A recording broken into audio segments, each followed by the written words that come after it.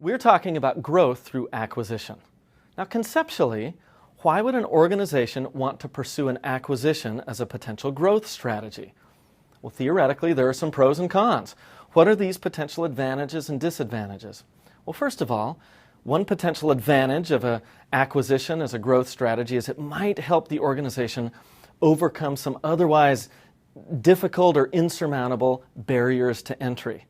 In other words, if they want to enter a particular geographic market or product market where the entry barriers are quite high because of the structure of that industry segment, maybe an acquisition is the way to overcome those high entry barriers and bring them down. We can just acquire a firm that's already operating in that space.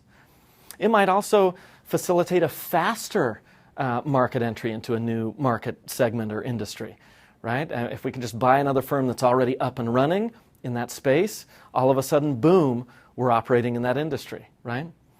An acquisition can also be a way of attempting to acquire intangible assets.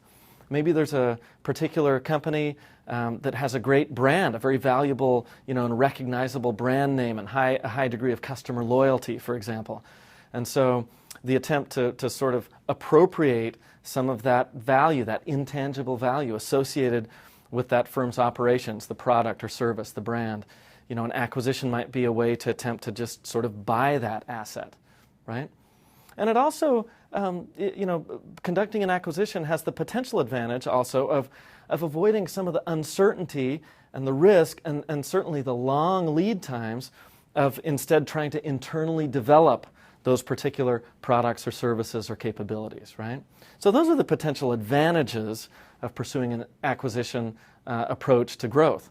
What are the disadvantages? I think some disadvantages involve things such as, the synergy or that potential to create even more value together with the acquiring and the acquired firm. Maybe that potential synergy just doesn't really exist, right? We think it's there and it turns out it's not there. It can be awfully difficult to integrate the two companies. Post-merger integration is notoriously difficult to pull off.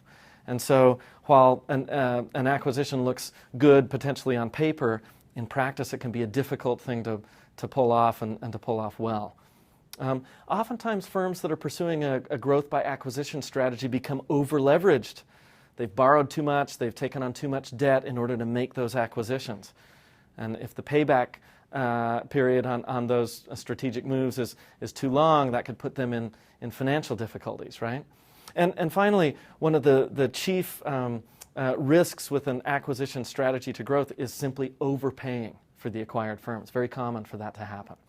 So, as we think about these pros and cons, that might give you the sense that it's kind of a 50-50 proposition. There are some advantages and there are some disadvantages. But actually, empirically, that's not really true. It turns out that most acquisitions fail. Most acquisitions destroy value, especially for the acquiring firm. And so, given that, there's a lot of reasons to sort of be cautious about pursuing an acquisition strategy for growth. Nevertheless, organizations spend a lot of money, up to $2 trillion a year, over $2 trillion a year on acquisitions. So firms are making lots of attempts to make these acquisitions, but it's extraordinarily difficult to pull that off.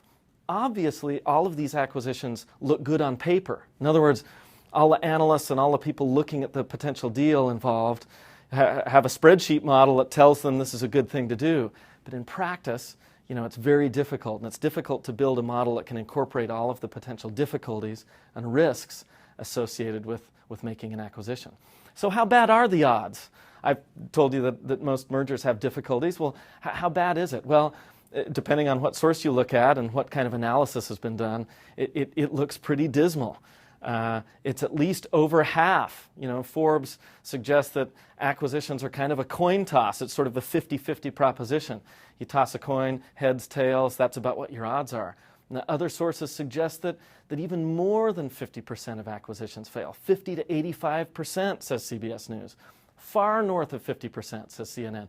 Harvard Business Review suggests that it's between 70 and 90% of acquisitions that end up failing. Up to 90%, Business Review Europe. So you can see that, the odds are not good here.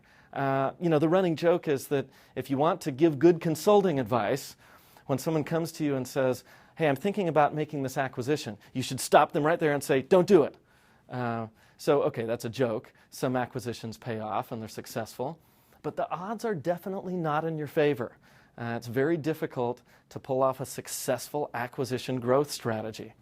So understanding that, I think, raises a couple of really interesting questions for us to consider as we think more about acquisitions as a growth strategy. First of all, why do these acquisitions so often fail? Why do most of them fail?